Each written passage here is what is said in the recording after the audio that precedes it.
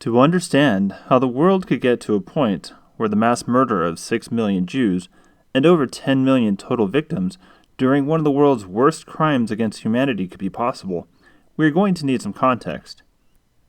Anti-Semitism, the belief that Jews are an inferior race, have been growing in regions of Europe for hundreds of years. In Germany, the Völkisch movement of the late 1800s guided racial disparity within the country.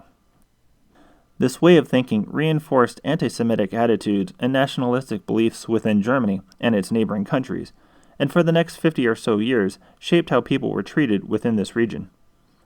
A book by Charles Darwin helped fuel that attitude. Famous for his studies at the time, Darwin had recently published On the Origin of Species by Means of Natural Selection. In his book, he proposed the idea that species evolve over time through the process of natural selection. In nature, the idea is applied to animals with favorable adaptations, who then carry those traits onto their offspring, and those with unfavorable traits die. This theory of natural selection was then applied incorrectly to humans with the thinking that some humans are better than others based on their social groups, an idea that turned into the idea of social Darwinism. Eugenics is the concept that human genetics can be improved by selectively choosing which members can be part of the breeding group. And in this case, the use of social Darwinism targeted the Jewish population for being inferior to other religions and races. By the time Adolf Hitler was born in 1889, these beliefs had already started to grow within many communities, giving him a racist background to build his beliefs upon. An Austrian German, born in Austria near the German Empire border, Hitler developed German nationalist ideals early in his life, supporting German causes and beliefs and chastising the Austrian monarchy. By the time he was a young adult living in Vienna, these beliefs had evolved into full anti-Semitism. It is here where he admits to finding significant influence in his budding anti-Semitic beliefs. In August of 1914, Hitler joined the Bavarian Army, a part of the German Army, serving as a dispatch runner and responsible for relaying messages between units during World War I. Hitler was injured twice while fighting in the war, once to his thigh as a shell exploded near him, and once when he was temporarily blinded from mustard gas. While recovering in a hospital from the mustard gas attack, Hitler learned of the German surrender that ended the war. Many Germans, including Hitler, felt this surrender was a betrayal to the German people. In their minds, Germany was winning the war, and that the only way that they could have lost was through a betrayal by civilians on the home front, particularly Jews. This stab-in-the-back myth fueled the rage of many Germans. If they were winning on the fronts, how was it possible that they lost the war? War historians have debunked this myth in subsequent years, but at the time many felt that Jews were responsible for the German loss, with either Jews in leadership giving up on their soldiers, or Jews in general sowing a negative attitude, or even that many Jews were spies or profiting from losing the war. On top of the loss of the war, Kaiser Wilhelm II abdicated his throne 2 days prior to the surrender, and later that day, the country was declared as a republic, renamed the Weimar Republic.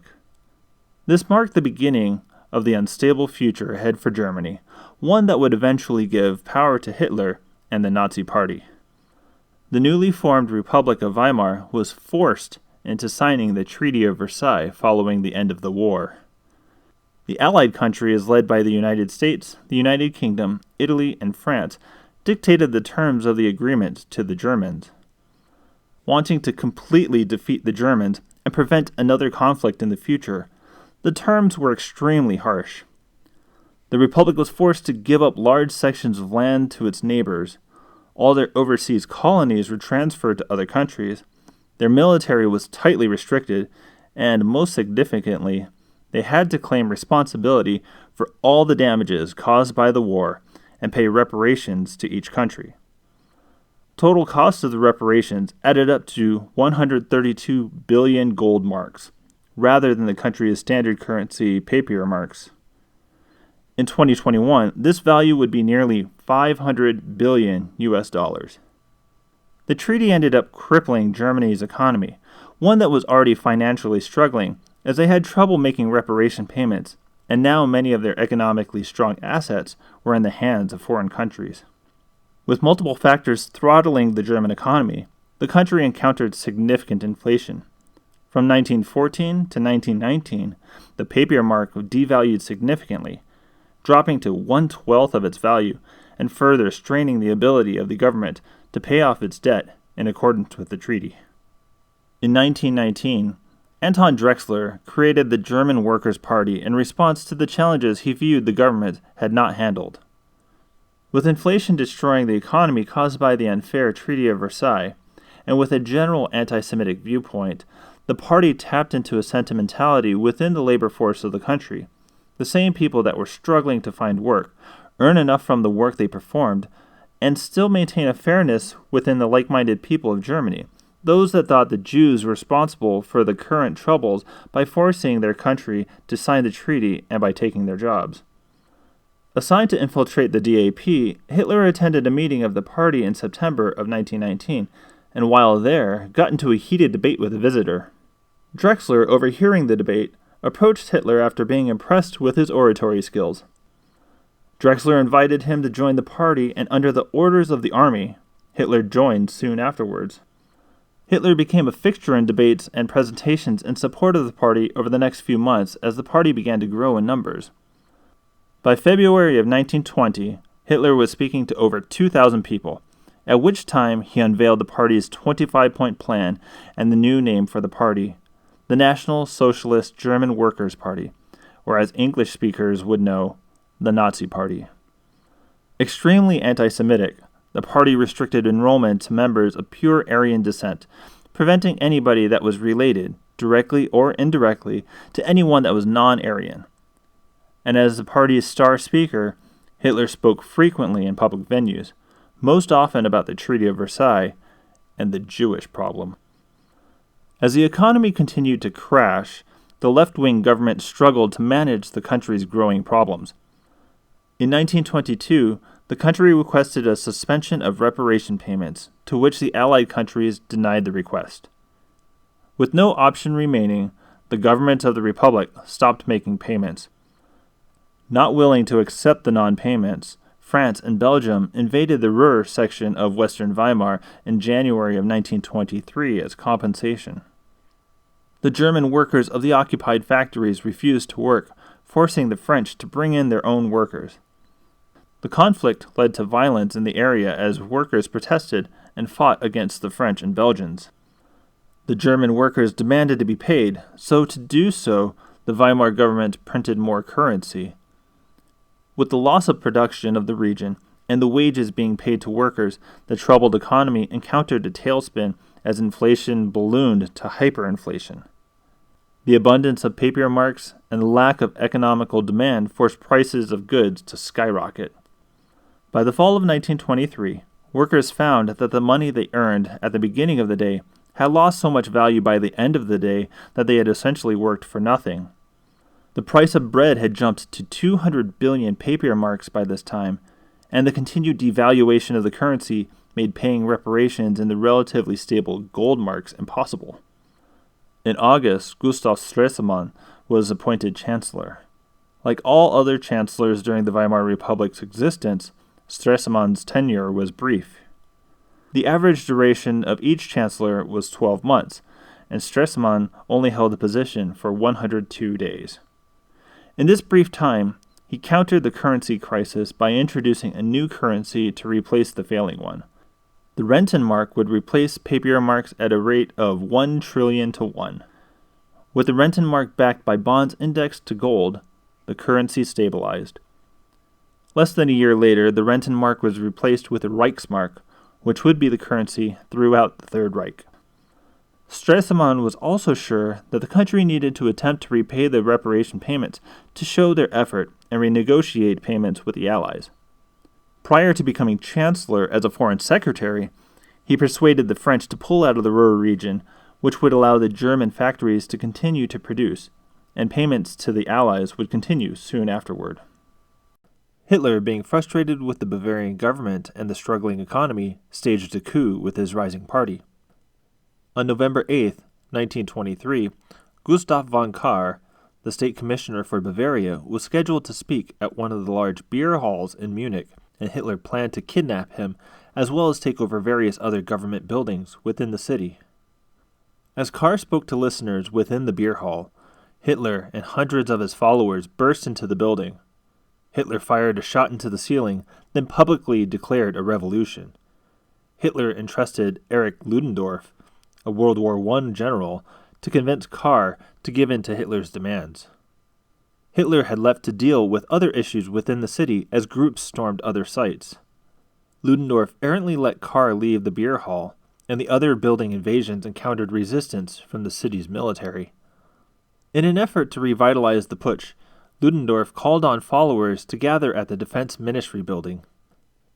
State police officers defended the building, and the two sides erupted in gunfire, killing 4 officers and 16 party members.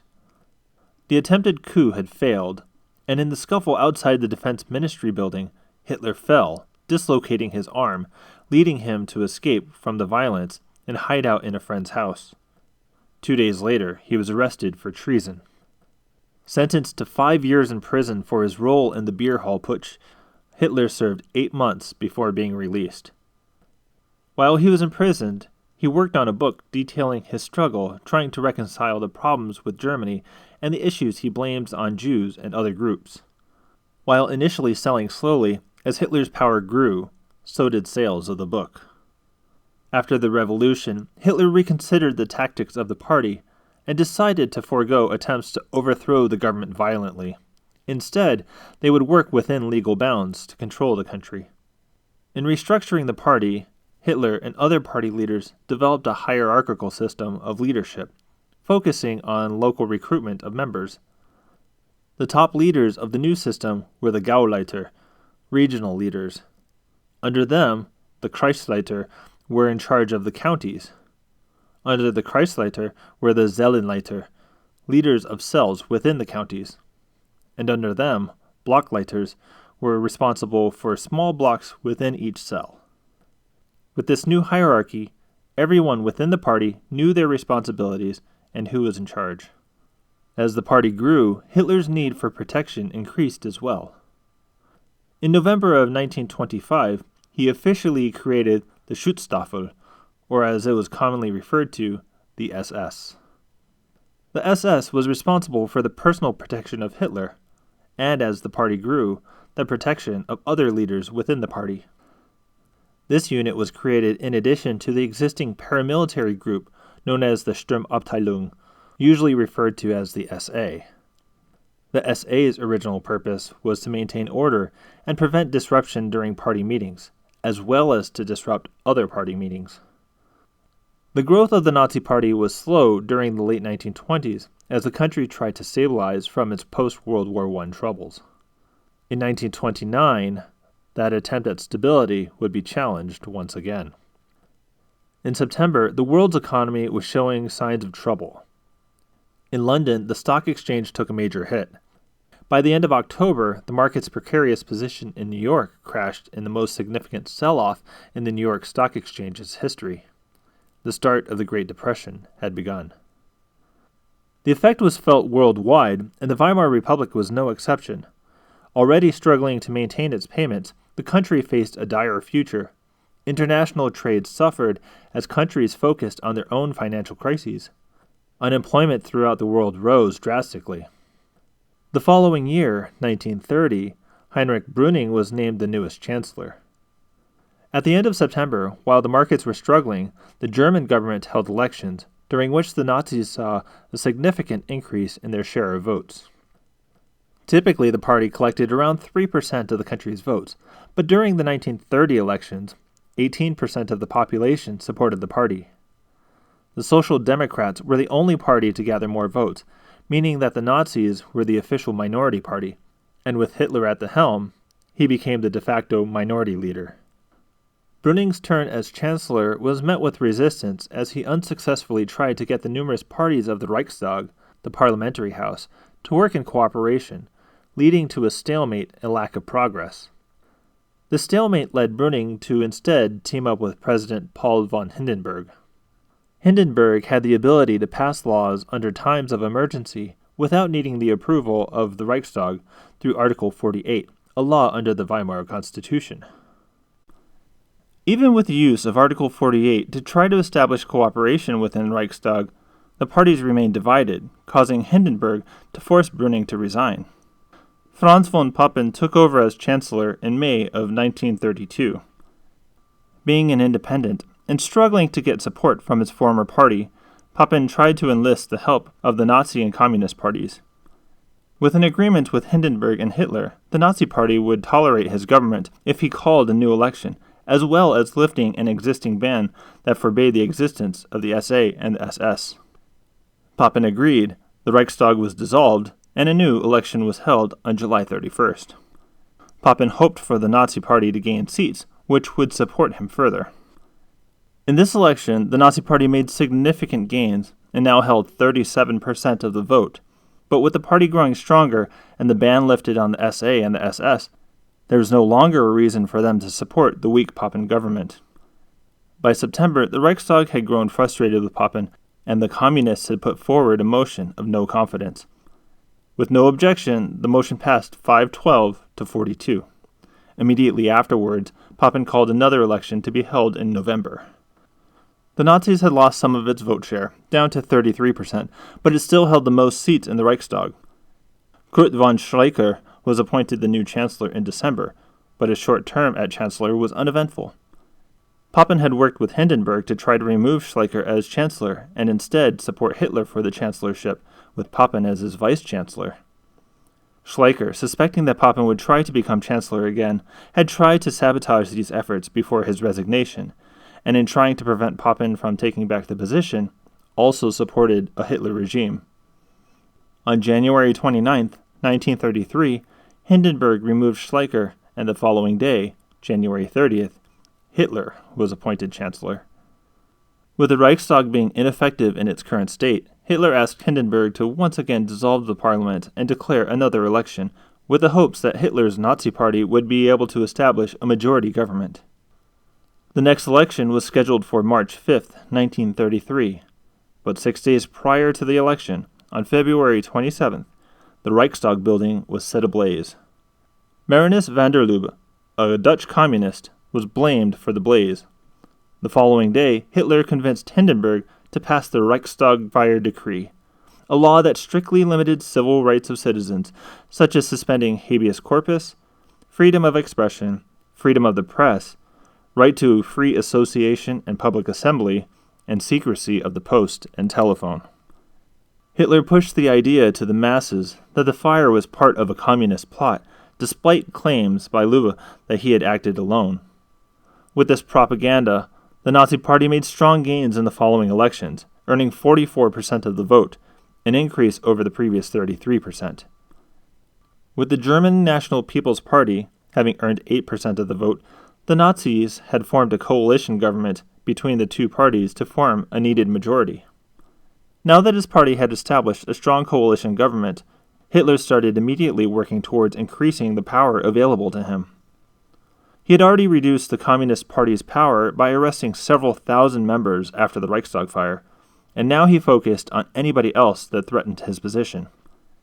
Just over 2 weeks after the election, on March 22nd, the first concentration camp was established near the town of Dachau in southern Germany, near Munich, the home of the Nazi Party. With the Reichstag Fire Decree, the Nazis used the power of the vague law to arrest any person that dissented with the Nazi Party.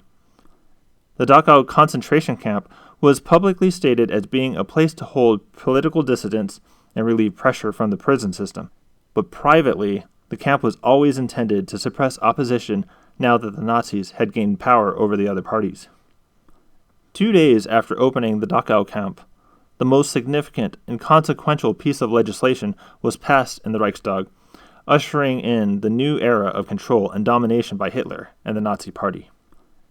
The Enabling Act was signed into law on March 24th by the Reichstag and the Reichsrat, the upper house of legislation, and was signed by President Hindenburg. The law gave the German cabinet, and specifically the Chancellor, plenary powers, the ability to create laws without the approval of either house of the parliament or the president. This law effectively made Hitler a dictator, all the while being, on the surface, a legal extension of the powers of the Constitution. 2/3 of members were required to pass the vote in each house. With the main opposition, the Communists and Social Democrats, having been arrested previously, the remaining members generally supported the bill. The Center Party agreed to support the bill as well, as long as Hitler agreed to keep the party intact and protected the Catholic aspect of the party. With the presence of the SA and SS surrounding the non-Nazi members as they voted, a sense of intimidation was also used to coerce a favorable vote. With the passage of the Enabling Act, the country had transitioned out of the Weimar Republic and into the Third Reich, the Third Empire that followed the Holy Roman Empire and the German Empire. As the Nazis rose to power in the preceding years, the Jewish community saw increasing amounts of intimidation, violence, and harassment. In response to the treatment, many people from the Jewish communities in Germany organized a boycott against German products in March of 1933. In response, Propaganda Minister Joseph Goebbels proclaimed a one-day counter-boycott on April 1st, but warned that the boycott would continue until the anti-Nazi boycotts ended. Instead of heeding Goebbels, the Jewish boycott of German goods continued until 1939. These counter-boycotts were the first major steps taken against the Jewish people and laid the groundwork for more measures to be taken later. Later that month, the law for the restoration of the Professional Civil Service Act was passed, the first significant law specifically targeting Jews. The act forced many Jewish professionals to give up their jobs, such as lawyers and doctors. Quotas were placed on universities, severely limiting Jewish attendance. And Jews were also forbidden to own farms. And many other businesses were forcibly sold to Aryan businessmen. In May, protests led by Aryan students culminated in one of the most notable book burnings in modern history. Throughout Germany, students stormed libraries and stores and burned anything that was deemed un-German and not up to Hitler's standards. Over the course of more than a month, with 34 cities participating, hundreds of thousands of books were burned. Another significant law was passed in July, this time targeting persons with disabilities. The law of the prevention of hereditarily diseased offspring, often simply referred to as the sterilization law, aimed to do just as the name implied. Anyone suffering from any of 8 disabilities would be required to be sterilized, even if the disability did not come from a hereditarily passable trait. In addition to the 8 specifically mentioned groups, anyone that suffered from severe alcoholism could be included as well. Over the span of the law, over 300,000 Germans were sterilized. This law, along with the Dachau concentration camp, were the beginnings of the Nazi Party testing the extent of how much unwanted members of society could be physically treated. At the end of the year, Germany pulled out of the League of Nations, an organization of nations whose goal was to maintain world peace as well as disarmament of its members and to settle disputes between countries. The stage was now set for Germany to begin more aggressive preparations and to test to see how much resistance they would get from other countries. On January 26, 1934, Germany and Poland agreed to a non-aggression pact. The countries agreed that it would not threaten armed conflict for at least 10 years, and Poland agreed not to ally with France. For Germany, if they had decided to attack Poland, and Poland enlisted the help from France, Germany was at risk of fighting a war on both sides. With this pact, they reduced the risk of an attack on 2 fronts while feigning neutrality with Poland. Securing the borders for the time being, Hitler focused more attention to threats within Germany. This time he concentrated his focus on leaders that would be most problematic for him. In a series of attacks over 3 days at the end of June and beginning of July, the SS, the Security Service, and the Gestapo searched out numerous leaders and killed them in an event known as the Night of the Long Knives. Among the casualties were Ernst Röhm, the leader of the SA, as well as several other SA leaders, Kurt von Schleicher, a potential challenger for the chancellor position, and Gustav von Kahr, the Bavarian commissioner that escaped the beer hall putsch. Officially, 85 people were killed during the purge, but it is estimated that hundreds of people died over these 3 nights. At Hitler's urging, the cabinet drafted a measure that following day that retroactively sanctioned the killings, claiming that Hitler had avoided a coup and civil unrest, giving the killings legal justification. When President Hindenburg died the following month, Hitler announced a new position that would replace the positions of Chancellor and President, Führer und Reichskanzler, leader and Chancellor of the Reich. He appointed himself to the position, making him a dictator without checks from a president. From this point, Hitler pushed the limits of how far he could test the disarmament rules of the Treaty of Versailles to see how much resistance he would get. In February of 1935, he publicly announced the Luftwaffe, the air force of the German military. While it had been in the works for years prior, the announcement was held until the Germans were ready to start rearming.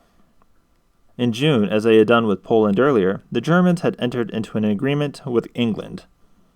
The agreement established that Germany's naval force, by tonnage, could never exceed 35% of the British Royal Navy's fleet. It was Germany's hope that the British would side with Germany and not with France and the Soviet Union, while Britain had hoped to limit the amount that Germany had armed themselves. The Anglo-German Naval Agreement, as it was known, was controversial, though. This deal was made without the consultation of France and Italy, the other drafters of the Treaty of Versailles. And with this deal, it allowed Germany to arm itself, even in contravention to the treaty. Domestically, in September of that year, the Nazi government passed one of the more consequential laws against the Jews. The Nuremberg laws stated that anyone with 3 or 4 Jewish grandparents were considered Jews and were no longer eligible to be considered citizens of the Reich. Anyone with 1 or 2 grandparents were considered mixed breeds, or Mischling, and were considered to be eligible for Reich citizenship, unless they were married to a Jew or practiced Judaism. The law also prevented any German person from marrying a Jew. Their citizenship status was removed, making them stateless. Businesses suffered as German patrons stopped socializing with Jews and stopped visiting their shops.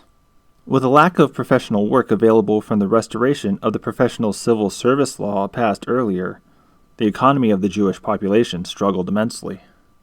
In March, Hitler had the Rhineland region rearmed, which was specifically forbidden in the Treaty of Versailles. The region, a strip of land between the Rhine River and the countries of France, Belgium, Luxembourg, and the Netherlands, would put German forces at the border of these countries, countries that suffered immensely during the First World War. While forbidden, the German army received no resistance from the Allied forces. England and France tried to employ a non-military response to conflicts, especially the remilitarization of the Rhineland, particularly since it was often viewed that the Treaty of Versailles was particularly harsh and that Germany had a right to militarize its own lands. At this time, Italy, with its leader Benito Mussolini, had started to reconsider its relationship with the other Western countries of the World War I allies. Since the end of the First World War, Italy's relationship with the other countries had deteriorated. The country had considered allying with Germany against France as early as the early 1920s, thinking that Germany would help Italy gain influence in the region. And in colonial Africa, the Italian War in Ethiopia had led to sanctions against the country by Western allies, but was supported by Hitler. In October of 1936, the two countries had signed a protocol announcing their alliance. The following month, Japan joined the alliance with the signing of the Anti-Comintern Pact, an anti-communism agreement between the countries. With these agreements in place with Italy and Japan, Germany had now established a basis of support from other countries as it pushed its agendas of repressing Jews and expansion in the name of Lebensraum, living space for Aryans to expand, a concept that Hitler pushed, and one that can be found in his manifesto, Mein Kampf. In March of 1938, the first of Germany's land annexation happened to its south, known as the Anschluss, or annexation, of Austria. German troops marched in without resistance, but rather to welcoming cheers from many of the Austrians. Many considered Austria and Germany to be a divided country, and the move to annex the region was met with no resistance from other countries. It was even compared to the joining of Scotland with England. Seeing no response from other nations, Hitler determined that he would be able to use more force in the future. As Jews became increasingly persecuted and Germany became more militaristic, many German Jews sought to flee the country. President Franklin D. Roosevelt convened a conference in France, known as the Evian Conference. Many countries that would be potentially affected by the influx of Jewish refugees were invited to work out a solution to the number of displaced Jews. After the conference, very little had changed. Out of the 32 countries that had attended, the only ones that were willing to accept more than their current quotas were the Dominican Republic, who had offered to take up to 100,000 refugees, and later Costa Rica.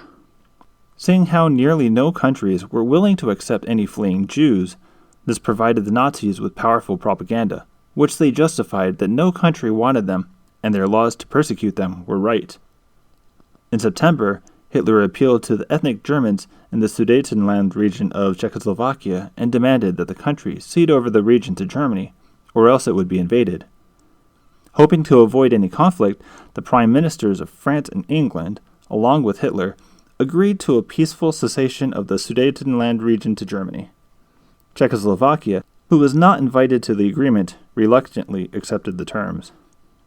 At home, Jews were struggling with the new Nuremberg laws, but in November of 1938, the oppression would begin to turn violent against them. Germany had begun canceling residence permits for foreign Jews, even if they were born in Germany. At the same time, Poland had renounced citizenship for Polish Jews living abroad. Herschel Grünspan's parents, Polish-born Jews living in Hanover, had found themselves in a precarious situation. Germany had expelled them for being Polish Jews, but they could not return to Poland due to the country withdrawing their citizenship. Stranded in camps near the border of both countries, Grünspan's parents, as well as 12,000 others, waited. They had sent a postcard to their son in Paris asking for money, as they had none when they were forced out of their home. Grünspan tried to get his uncle to send money, but unable to afford much, he gave Grünspan as much as he could afford, about 300 francs, approximately 1 day's wages. Instead of sending the money to his parents, Grünspan instead bought a gun and ammo. He made his way to the German embassy in Paris and sought the German ambassador to France. He was taken to the office of a junior embassy official, Ernst von Rath, claiming he had a very important document for him. When Rath asked to see the document, Grünspan pulled out the gun and shot him in the abdomen 5 times. 2 days later, Rath died of his injuries, which Nazis used as justification for severe public punishing of the Jews in Germany. Claiming that the Jews shot first, the following 2 days of unrest began the extreme treatment of Jews in Germany, and afterward throughout Europe. The night that Rath died, Nazis had stormed the streets and targeted Jewish businesses and synagogues, ransacking, destroying the windows, and burning many buildings. The following night, the ransacking continued. After all the destruction had been completed, over 7,500 Jewish businesses and 1,000 synagogues were damaged or destroyed. Over 30,000 Jewish men were arrested and sent to concentration camps. On top of the damage suffered, the German government held the Jewish community responsible for the cost of the damages of the riots and fined them 1 billion Reichsmarks.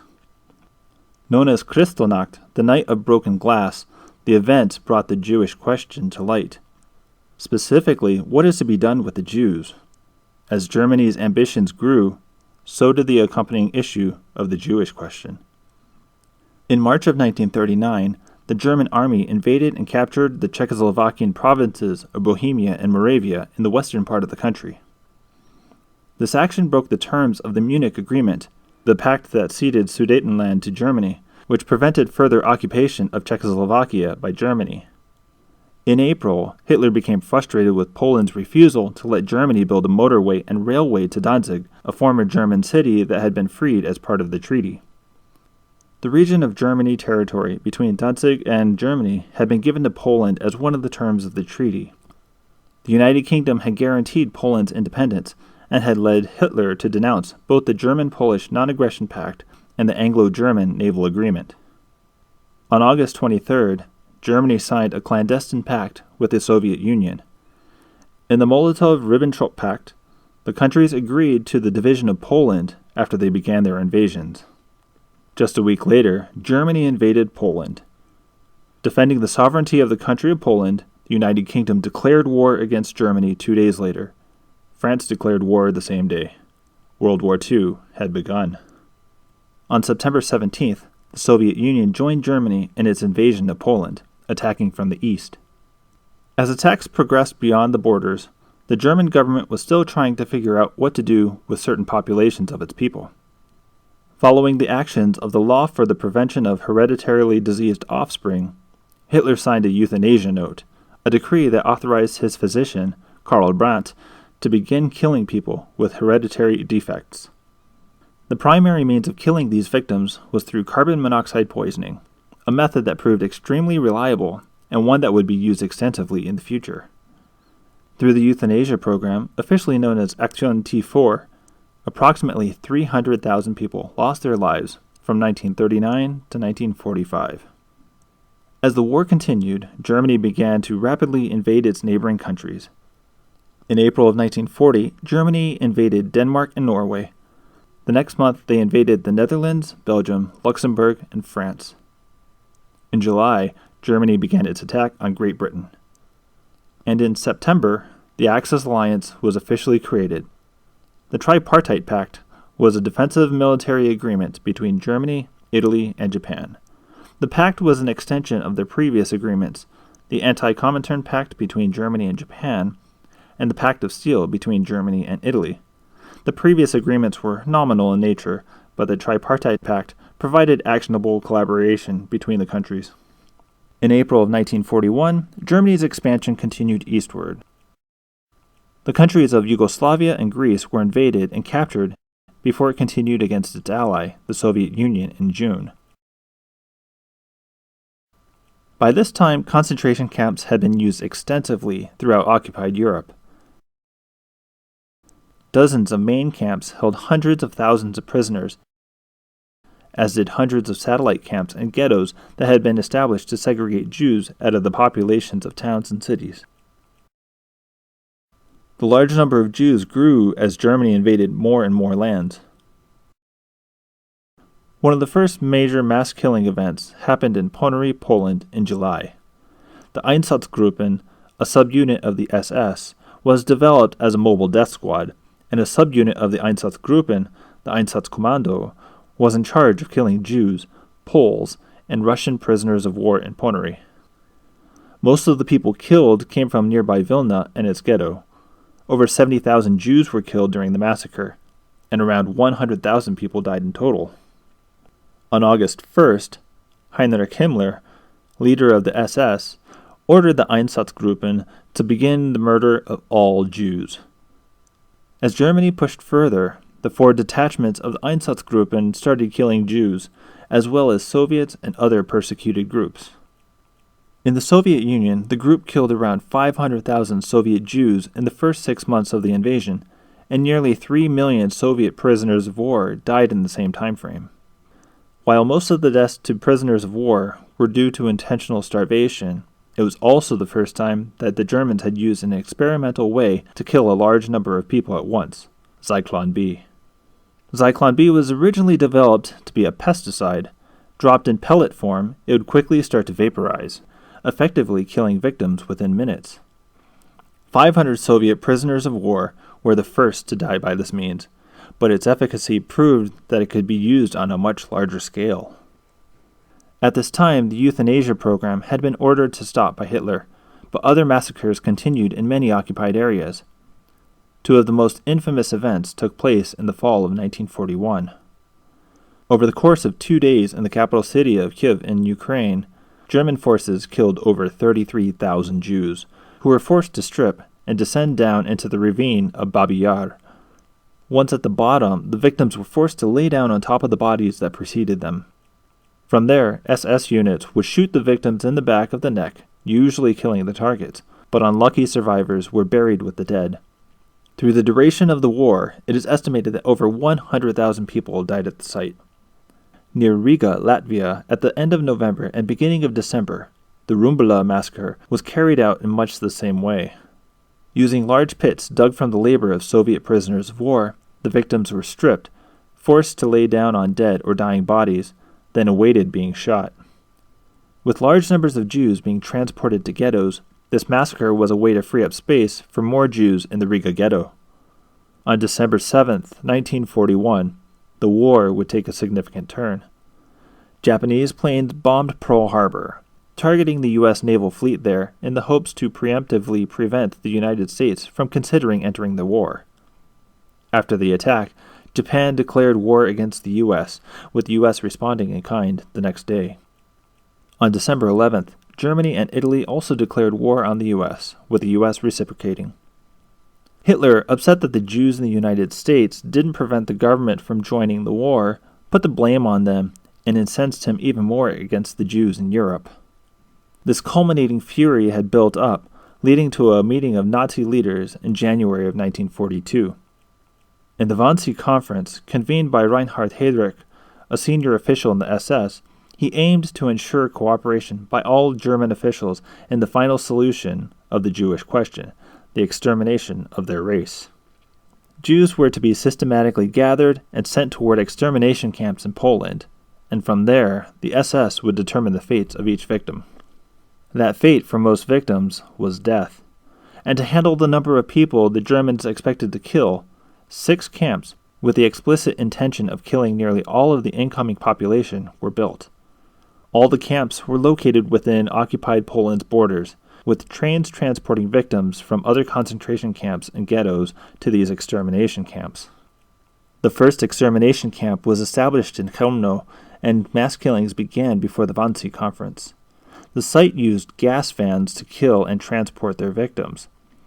These particular vans, originally purposed as furniture movers, held around 50 to 70 people, and were specially modified for their purpose. The exhaust of the vehicle was redirected into the rear compartment of the van, where the victims were locked in, and after 5 to 10 minutes, the fumes would kill the occupants, at which point they were driven several kilometers away to be dumped in a mass grave. After dumping the bodies, the compartments would be cleaned and the vehicles returned to camp to move the next group of unsuspecting victims. The camp operated from December 8, 1941, the day the U.S. entered the war, until January 18, 1945, when the Soviets had begun to push back towards Poland. During the period in which Chełmno was active, between 150,000 and 200,000 people were killed, of which most were Jews. The use of gas vans was not restricted to Chełmno. The Einsatzgruppen had used gas vans to kill large numbers of people from villages and towns. Heinrich Himmler had noticed that shooting victims was inefficient. It was expensive, unreliable, and demoralizing for his troops. The use of gas vans had given the mobile death squads a reliable way to kill large groups of people quickly, thus removing some of the stress from his soldiers. While gas vans had some issues of their own, they proved to be effective. A couple months after the Wannsee Conference, the Belzec extermination camp was opened. The camp originally housed a wooden gas chamber, but over time, the design of the chambers proved to be unreliable. Later, another larger building was built. Using brick and mortar, 6 extermination rooms were built, separated by cement walls.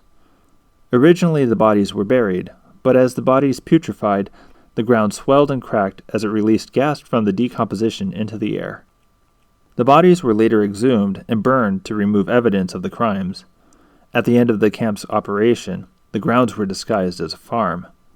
From March 17, 1942, until June of 1943, around 500,000 Jews were killed at this camp. In Auschwitz, near Krakow, the concentration camp there had been recently expanded by the time the Belzec camp had become operational.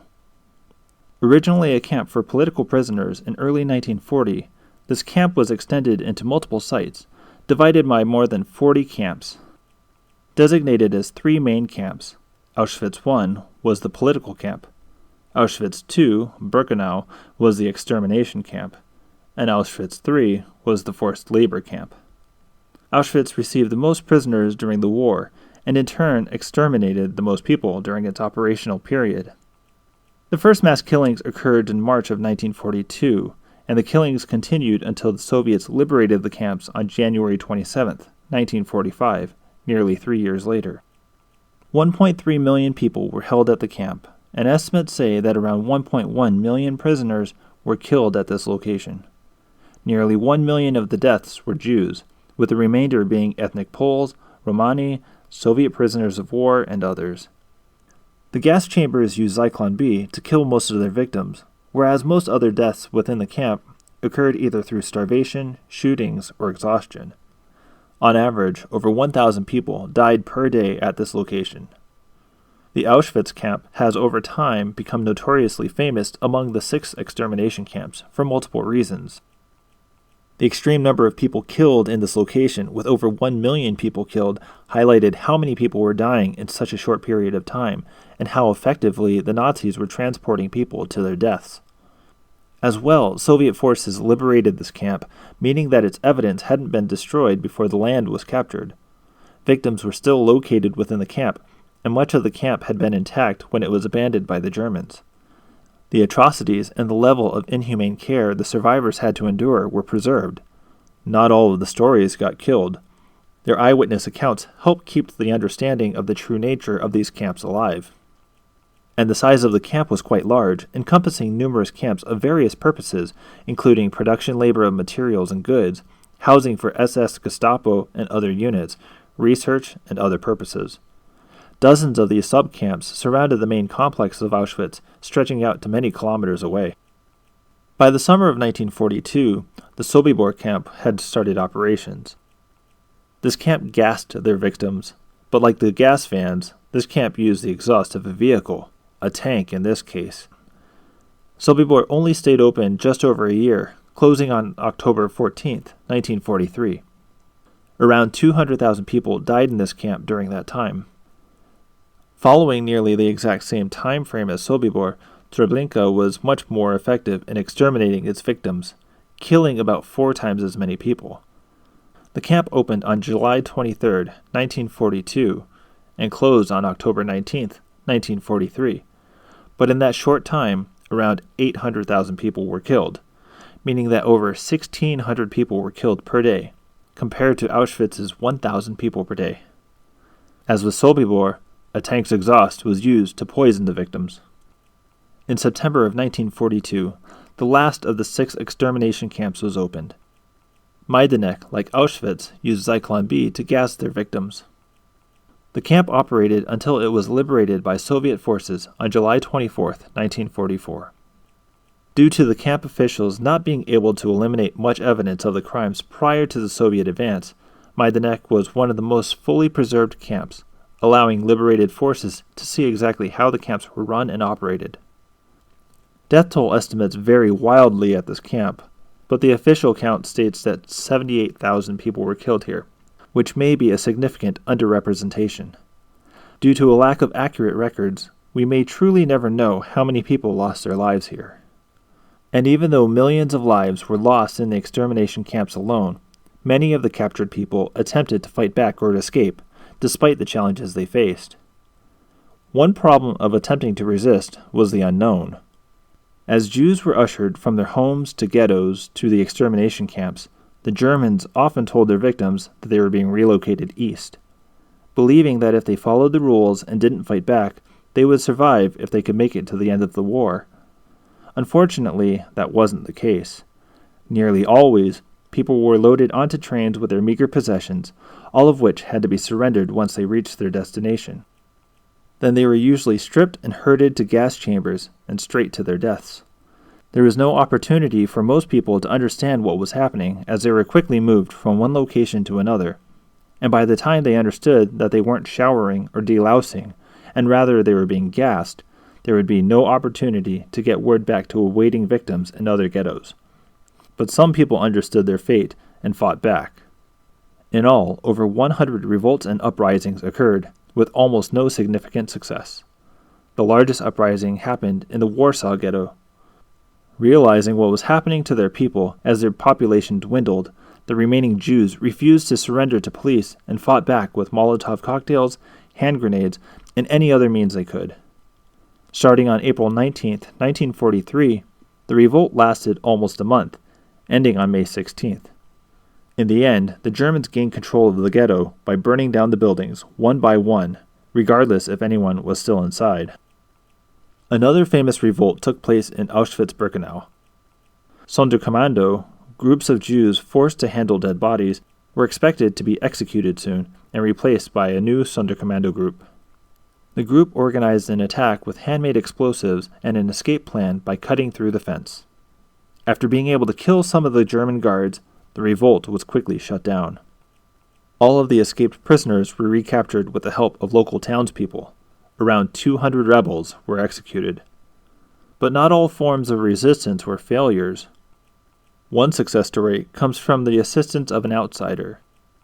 Captain Witold Pilecki, an officer in the Polish military, allowed himself to be captured and sent to Auschwitz in 1940 in an effort to infiltrate the camp. While in the camp, Pilecki organized a resistance movement, smuggled out details of atrocities within the camp, and escaped in 1943. The following year, he participated in the Warsaw Uprising, a resistance fight by the Polish underground resistance against the Germans and their occupation of the city. The uprising failed, and Pilecki was captured and held in a prisoner of war camp until it was liberated in 1945. In December, he went to Warsaw to gather intelligence for the government in exile in London. But by June of 1946, his identity was compromised. Ordered to leave Poland, he refused and continued his work. On May 8, 1947, he was arrested, and a year later, he was executed. By the spring of 1945, German forces had been pushed back by Allied and Soviet forces. Many of the notorious leaders of the Nazi Party, seeing the end of the war quickly approaching, committed suicide before they had the chance to get captured. Among the more notorious suicides were Josef Goebbels, the party's propaganda minister, and his wife and 6 children, who shot themselves and administered cyanide to their kids on May 1st. Heinrich Himmler, the leader of the SS, by cyanide poisoning on May 23rd, and most famously Adolf Hitler and Eva Braun on April 30th. 2 days prior to the death of Hitler and Braun, news had reached him that Benito Mussolini, Italy's fascist leader, was executed. On April 29th, Hitler dictated his last will and testament, in which he thanked the loyal citizens of Germany and encouraged them to continue their fight, and declared Heinrich Himmler and Hermann Göring, another high-ranking Nazi official, to be traitors. Himmler for trying to negotiate a surrender, and Göring for trying to depose and replace Hitler. The following day, as the Soviets had pushed within blocks of the bunker, he shot himself, and Braun ingested cyanide. At the end of the war, as the continent was left to deal with the remnants of a war that decimated and displaced much of the population, another question about the Jewish population had arisen. What is to be done with the survivors? Initially, solutions were slow to arise, but as time passed, the first plan was to establish camps of displaced people. While they were temporarily housed, a longer-term solution was needed. With the help of Great Britain, the first solution was to use Palestine in the Middle East as a place to relocate the victims. Then, as further progress was made, the country of Israel was established in 1948 as the permanent home for displaced Jews. As years progressed and the horrors and atrocities of the mass executions were understood, several terms were developed to describe the collective events. The word Holocaust originates from the Greek words holos, meaning whole, and kaustos, meaning burned. Together, the words reflect the burning of a sacrificial offering at an altar. While frequently referring to the Jewish losses, this term is understood more to be the entire loss of life at the hands of Nazis during this time, the more than 10 million people that died at camps, at the hands of the Einsatzgruppen, pogroms and mass killings, and other means of mass death. A word that Jews often use to refer to the Jewish loss of life, Shoah, is the Hebrew word for destruction or catastrophe. Sometimes the word Churban, from Hebrew and Yiddish, will be used in much the same way. The Holocaust was one of the most significant crimes against humanity in history. It is surprising how an event like this could happen, or even more significantly so, how so many people supported this mentality. A series of events that lined up perfectly led us to this destruction.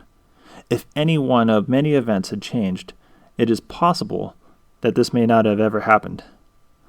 If the ethnic Germans didn't hold anti-Semitic views, if the Treaty of Versailles hadn't weakened the German economy to complete irrelevance, if the stock market hadn't crashed in 1929, if Article 48 wasn't used to excess, if Hitler wasn't appointed Chancellor, if the Enabling Act wasn't passed, if the Dachau concentration camp was never opened, if the Sterilization Act had never passed, if the League of Nations hadn't hesitated to act against the German advancements, if the Allied forces of the Treaty of Versailles hadn't hesitated to act, if the Evian Conference didn't show Hitler that no country wanted to accept Jews, if the Jews weren't punished for Herschel Grynspann's actions, if the Molotov-Ribbentrop Pact didn't put two countries against Poland, if the euthanasia program wasn't enacted, if any of these, and very possibly several other factors, didn't happen the way they did, our history might be significantly different. Unfortunately, we can't change the past, merely prevent a similar future.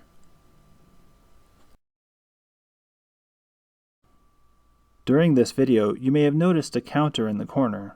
During the deadliest period of the war, around 1.5 million people were killed in extermination camps in just a 3-month window, from August to October of 1942.